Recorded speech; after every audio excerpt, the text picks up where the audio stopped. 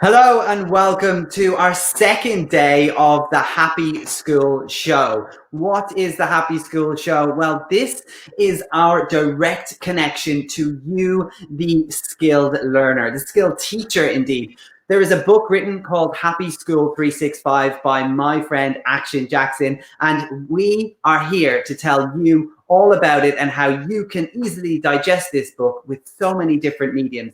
So without further ado, let me bring him in for the second day. It is Action Jackson, author of Happy School 365. Good evening, sir.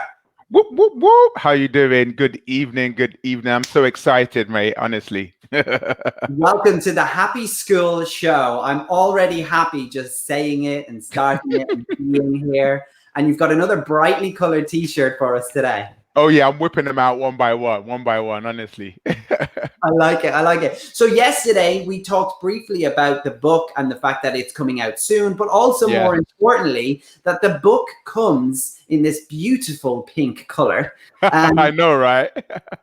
It has a website attached to it, which is scrolling across the bottom of your screen, happyschool365.co.uk. If you haven't already, go and visit that. And we also talked about it comes accompanied with 12 videos on how to motivate your learner. So give us a little brief rundown on why every teacher around the country, or indeed every school around the country, needs a copy of this book. Well, teachers around the world need this book, because we already know the times we're living in. We know what's been happening, and the need for happiness needs to go up. The Guardian released an article today about the fact that the level of life satisfaction and happiness amongst our young people is very low right now, and because of fear of failure. And the people who are in charge of these young people are teachers. Teachers are the ones who are ready to equip. Now, if we don't equip the teachers with the tools to go into the classroom and motivate, it's going to be very difficult.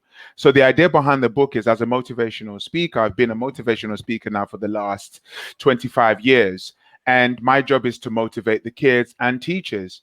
Now, during the lockdown, I realized that, well, you know what, we need to equip more people with the tools to motivate. And that's what this book is all about.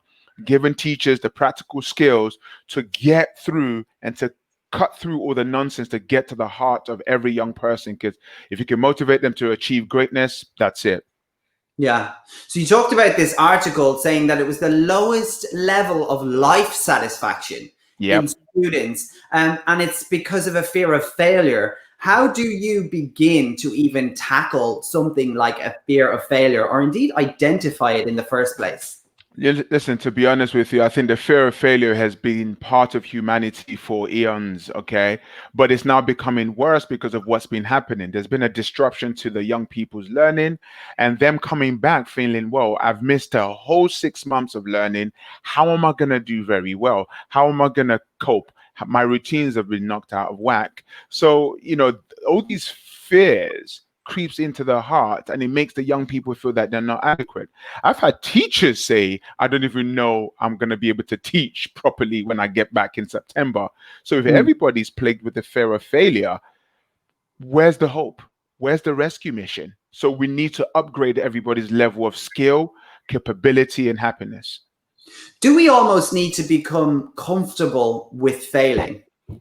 Well, do you know what? Failure is part of success. I always say they're two sides of the same coin. You've got to fail your way to success. And I love failure.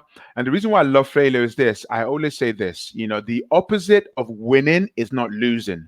The opposite of winning is learning.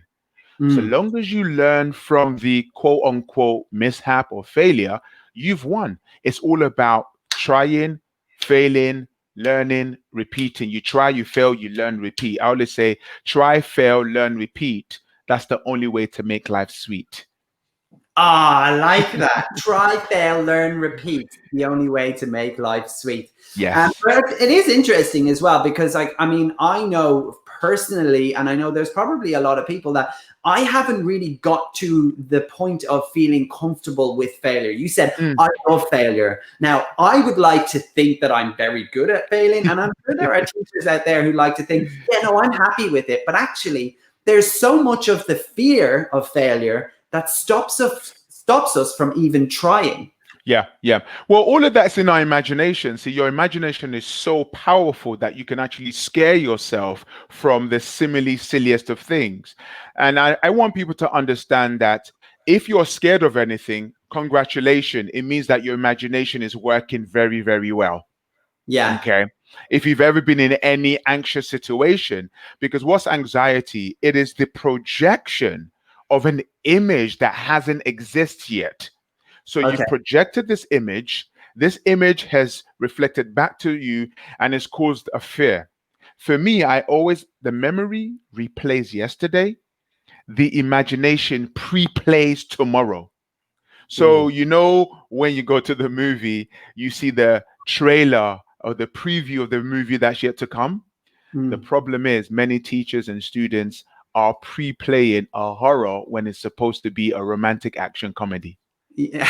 That's life, a romantic action comedy. Yeah. It would be so nice if we could just switch that show reel to play something a little bit more. But you can, and Yes. Happy School 365 gives all the tools to the teachers to help the students begin to play that show reel as something that is a romantic action comedy. I like the fact that we've put action in there for Come action on. in. Well, here's the thing, and the reason why I decided to, I mean, the book Happy School 365, it's an amazing book. It's thanks to Bloomsbury Education. But one of the things I wanted to do, I'm a video man, I'm very visual. So I thought the 21 ideas that are in this book, I wanted to turn it into a video because if I can get into your mind through the words and reshape your thinking, you can bounce into September, October, November, December, January, February, March, whatever, with a great deal of power. So Mm. let me be the conductor of your thoughts so we can sing the right songs that's going to make us happy. I like that. And there are 21 lyrics or 21 songs in this Yes. album that people can sing along to. And of course, if you want to get involved and find out what these videos actually consist of, then you can check out the website, which is happyschool365.co.uk, and make sure that you pre-reserve those videos because they will come into your inbox as soon as they are released. And they are an absolute genius idea, and they are so helpful in order to help you take on this book. It's another tool to help you tackle this book. But the book itself, I can honestly say, I said it yesterday, I'll say it again today. I read it in 2.5 hours on an airplane. I ate it up. It's so easy to understand. It's worded so well in a sense that you can almost feel the empowerment lifting off the page, and you're like, looking for children to inspire. So thank you for that, because there's sometimes so many books that you read that you're almost like, I need somebody to kind of almost explain what that means. So this book Yeah. means what it means. Well, you know what? For me, listen, I'm a reader. You know, I've been Yeah. correcting books for decades, and one of the things I did not want to do was to clog people's minds with more philosophies and deep thoughts. I'm not trying to impress people with my vocabulary. I'm trying Mm. to transform people's minds. And if you can just pick up the book and just get one idea to change your mind, all it takes is one idea. And that was the aim for me because I really believe that if teachers here's my quote, a happy world starts with a happy school, and a happy school starts with a happy teacher. And the Mm. sad thing, David, is this: many people don't believe that happiness is possible. It's almost as if they're walking through life saying it's okay to be sad, miserable, and depressed. I'm sorry, I'm not buying into that theory. Mm. I'm not buying into that narrative. Happiness is possible, and we can achieve happiness if we do the right things at the right time. So this is the challenge I'm giving to people. This is not for people who are the negative Nellies. I haven't got time for those. I'm looking for the happy Harrys, man, and the happy Harriettes.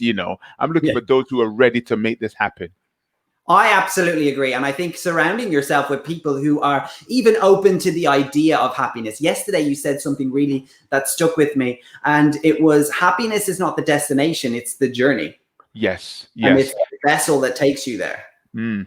Well, do you know what the wrong philosophy we teach our kids is this: you're going to be happy when you achieve your grades. You're going to be happy when you get to uni. You're going to be happy when.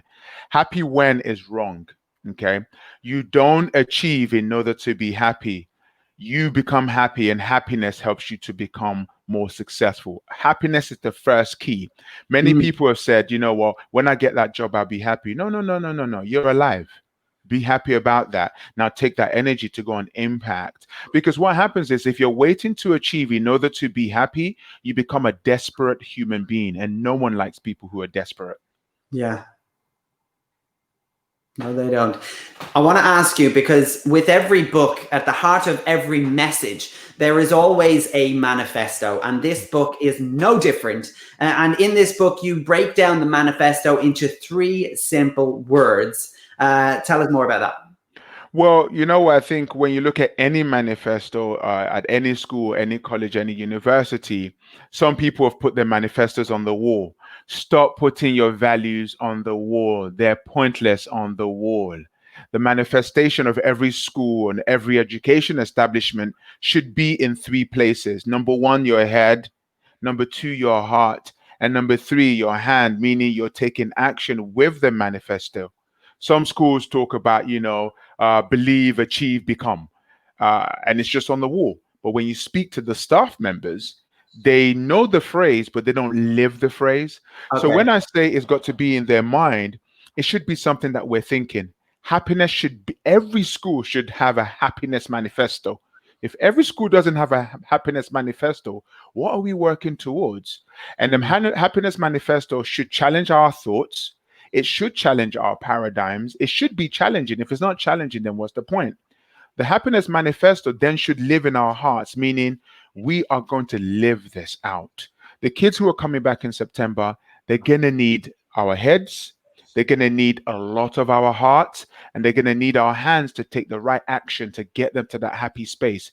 The recovery period from this pandemic is going to take a bit of time, and we can't rush the process. Things mm, can't go back to normal. Don't expect them to go back to normal. Number two, stop moaning about, oh, I don't know what's going to happen in September. No one knows what's going to happen, but let's be ready for whatever's coming our way. And the way we get ready is to know who we are and why we do what we do. yeah. Well, that's really important, to walk into a school every day and inspire students and teach them and raise them up. You have to really be aware constantly of what that why is and be fully in touch with it. And Yeah, like you said, have it in your head, have it in your heart, and use it with your hands. yeah. What would you say to kind of play devil's advocate, but Mm. to somebody who's feeling a little bit stressed out, somebody's going back to school with a list a mile long on things that they need to just get done, just to do the academic year, like just to get through the curriculum, and to try and even figure out a way to squeeze in happiness. What would be your advice for somebody who's just thinking in that way? Forget the curriculum. Forget the curriculum for now. Okay? We're not going back into September thinking about the curriculum. We're going back into September thinking about the curriculum of the heart. Mm, Because if you don't deal with the curriculum of the heart, the curriculum that you're trying to fight for will not land and will not sit. Our first primary aim is to nurture the people who are coming back. If you're trying to shove your agenda down people's throats, they're going to resist, because there are kids coming back to school who have lost parents and grandparents. There were kids coming back to school whose parents have lost their jobs. There were kids coming back to school who have gone through traumatic experiences in the last 6 months. The last thing you want to be doing is to force them to pass an exam. We're going to mm, get to that at some point in time. But our primary aim is to nurture and massage the hearts that have been wounded, the hearts that have turned into stone, so that when you do that, people will pay attention. Let me tell you this, the first thing we need to do is not just to correct, we need to connect. It's a curriculum of connection first before the curriculum of correction. And yeah. if you're a teacher going into the profession anew, or you're coming back, please, I do beg you. The first thing we need to do for our kids is to love them. The first thing we need to do for our teachers who are coming back is just to make them feel comfortable, loved, accepted, and appreciated. Those 3 things are important. Mm. Wouldn't it be great if we actually had a way of measuring the happiness of a school rather than just its examination exports? Like, Because if we could go around the whole of the UK and Ireland, around the world, into every school and just apply some sort of method to figure out how happy are the people in this school, which I'm sure it's possible. One day we'll get to it. Let's deal with the book for now. Find out, like, you know, who's the happiest school? Like, who has the happiest school in the world? Well, it's funny with happiness, it's all relative, you know. Yeah, But I think if you have a measurement matrix, it would be you compared to where you were versus where you are yeah, right now. yeah. You know, because what makes you happy is different to what makes me happy. But if I think everybody should do is to measure their happiness, scale of 1 to 5, how happy am I today? You know what? I'm on a 4. I'm feeling good. Oh, today I'm on a 3. Why am I on a 3? I don't know. I just know I'm on a 3. The second you find that you're on a 3, you need to have things in place to move you from 3 to 4. You know, everybody deserves to be happy and everybody can be happy regularly. Mm. Oh no, Mm. it's possible. And how happy are you today on a scale of 1 to 10? Listen, I am actually on a 9.5 stroking 10 because Yeah, I had a fat to-do list I had a fat to-do list and my goal was to hit it, and I did achieve 95% of my to-do lists today, and I feel good. And it's funny, when I complete one to-do list, it gives birth to another to-do list. So another week, I'm right. going to take the weekend off and then hit it again from Tuesday. Every time, every time. I'd have to say I'm a good solid 8. I'm a good solid 8. I got Mm. most of my to-do list done, but it's been a good day. It's been a very good day. Yeah. And Okay, and you know what, just to cut you there, it's funny because eh, you should have a way that you measure happiness. For me, if I go for a run or do my exercise in that day, that's starting my day off on a high. And if I don't do anything else, it's like, yep, I felt good. So you yeah, should have 3 things that if I do these 3 things, it ticks off my happy list. Anything else is a bonus. That's a good way to be happy. yeah. The happy list checklist, the happy Yeah. tick list. Yeah. The happy life checklist or something. Yeah. Yeah, absolutely. Should be a workbook in the back of this book already. Okay, so I want to talk a little bit about a method that you apply to ensuring that our kids are happy, and there's a small acronym which is Yeah. TIP. So tell us a little bit about what TIPS means in order to make kids happy. Well, okay, so we're always talking about giving some tips on how to make kids happy, giving some tips on how to make teachers happier. So, when it comes to working with young people, you need to follow these tips. The T in tips is time. Okay, you need to give it time. You need to give time to whatever it is that you're doing, because when you allocate time to something, it grows.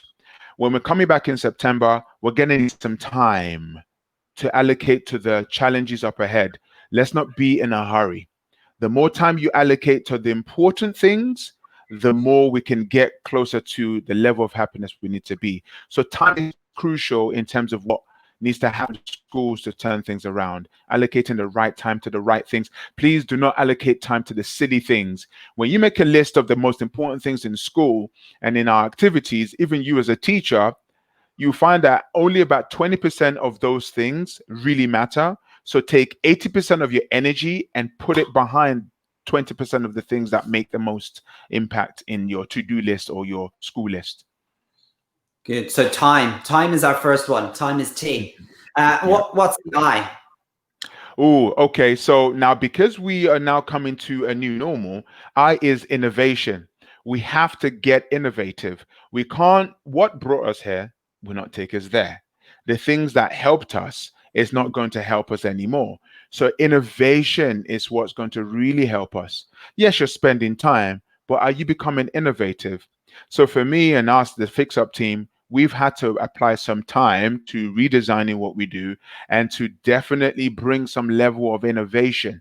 And an innovation is just taking something that's old and just pivoting it slightly and doing it in a slightly different way. So we're now doing assemblies via Zoom.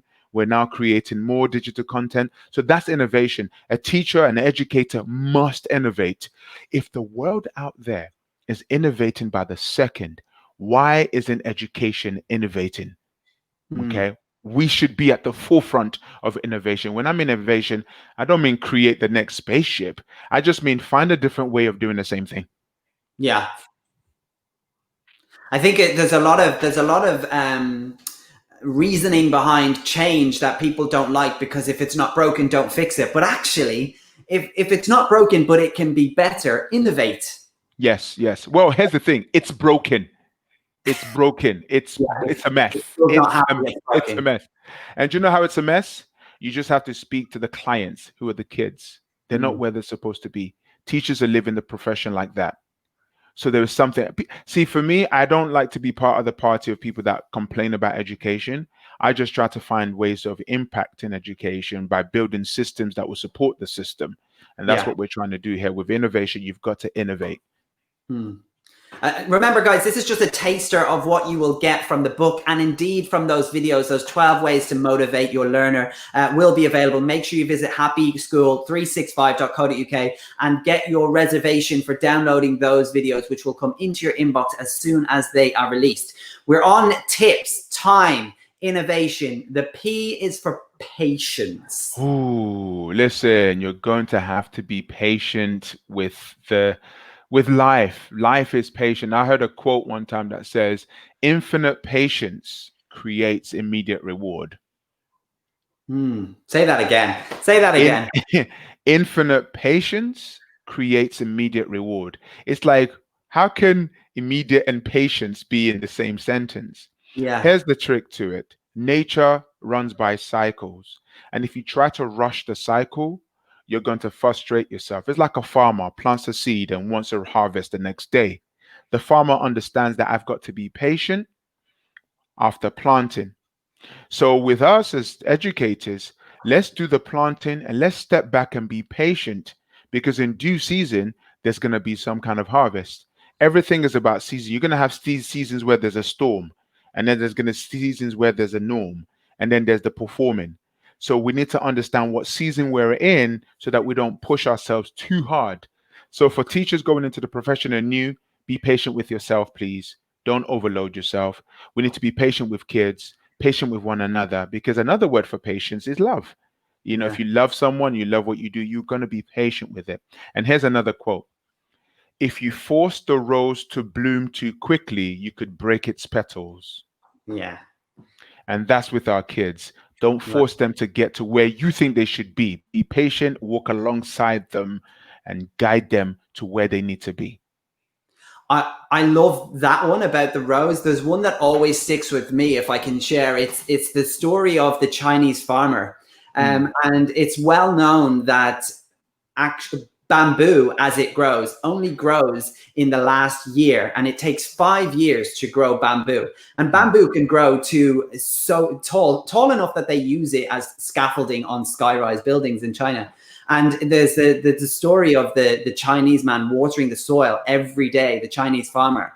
And the neighbors and everybody, looks on and says, "What are you doing? There's nothing growing." And then in year 5, we've got, 80-foot bamboo that's grown. So you nurture that soil, knowing true that something is going to come from it because you're there, you're loving it, you're patient with it. yeah, yeah. And that's where I always get that patience, that you don't get immediate response when you Mm. need to apply patience. Yeah, and that's the thing with many of us, we do what's necessary. And I think the reason why we're in a hurry is because number one, we're very insecure. We think the outcome is going to fill our insecurities. No outcome is going to fill your insecurities. No outcome is going to make you happy. What makes you happy is a decision to say, I am enough, I'm on a mission, and I'm going to do whatever I can in my power to move forward in this mission. And what I would urge people to do to help your patients is document your small wins. Yeah. Document your small wins. When you know, oh, today I did this, and just tick it off and then write in your gratitude journal. That's really going to help you feel patient about yourself. Please, patient. All you need is love. Da, da, da, da, da, da. All you need is love. Love. Love is all you need, and love is patient. Yes. So we've got patience, we've got time, innovations, patience, and then the really important part, you've mentioned it a little bit in patience, is support. Yes, yes, yes. Listen, don't have a hard head and think you can go it alone. Okay? Together we stand, divided we fall. All for one and one for all. Find your support mechanism. Don't be too afraid to ask for help because when you're going through a tough situation and you allow your ego to make you feel like you can do it all by yourself, don't do it by yourself. Ask for help when you're stuck. Ask for help when you're scared. Ask for help when you're frustrated, because that's why people, and that's why we're doing this. This is a form of supporting tool. The book, the videos, is to just to support you. So please, whatever you're doing in education, support is key. Ask. All you've got to do is ask. Please ask. Yeah. I think it's becoming well known, but I think it's really important that we start sharing more, because actually all your problems are not yours to carry. And sometimes by just talking to someone, you just learn to put it down. Yeah. It's like holding that glass out. If you hold it for a minute, it doesn't feel that bad. But if you hold it for 2 hours, something's going to hurt. So, if something's heavy, put it down. Ask for help. Yeah. And the reason why many people don't ask for help is because they feel insecure and they feel like it's a sign of weakness. No, asking for help is a sign of you wanting to grow and become better. Let go of this idea that if you ask for help, you're going to feel smaller than everybody else. No, anybody that makes you feel small after, supporting you and helping you is the wrong person you should have around. Okay. We all need help. If you think you can do it all by yourself, then, well, put the laws of gravity in place. Keep pumping your own heart. Keep filtering your own liver. We're supported. Everything around us is supporting us. So don't be afraid to voice out.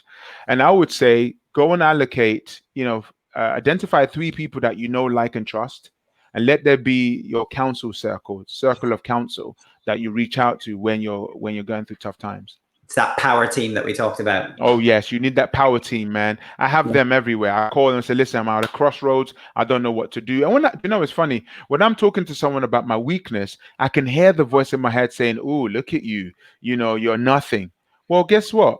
In this moment, I feel low. That's okay. By the end of the phone call, I feel high because they've used their advice to prop me up.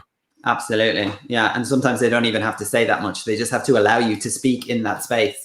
Yes. We've covered so much in this just short video. We're coming up to half an hour. We try and keep these happy school shows as short as we can so that you can get as much from them. But there is still so much more that you can get from those videos online. So make sure you reserve your place for those videos at happyschool365.co.uk. The book is out in September, but we've still got more Happy School shows to come. Look at that beautiful book written by the hands that hold it, Action Jackson. My name's David. That is all we've got time for the Happy School show this evening. Enjoy the rest of your Friday, and we're going to come back and do this again next week, aren't we, Jackson? Yeah, we can. Well, we'll come back, and also I could give away a signed copy of the book if anyone's watching. I'm quite willing to give today. Yes, and fresh off the press. Fresh off the press. Still got that new book smell. I love that new book smell. Yeah. If you want to win a signed copy of this book from Action Jackson, all you need to do is on this very stream, below this stream, you're watching us on Twitter, write out your 3 words how you would describe. He's going to put it up. He's going to put the question up because I can never get the words in the right order. All you need to do is comment below. What is your definition of a happy school in 3 words right below, and you could win yourself a signed copy of that book, beautifully modeled and beautifully written as well. That's it. Thank you, Jackson. Thank you for watching. We'll see you again next week for the Happy School Show. I've been David. Good night. Take care.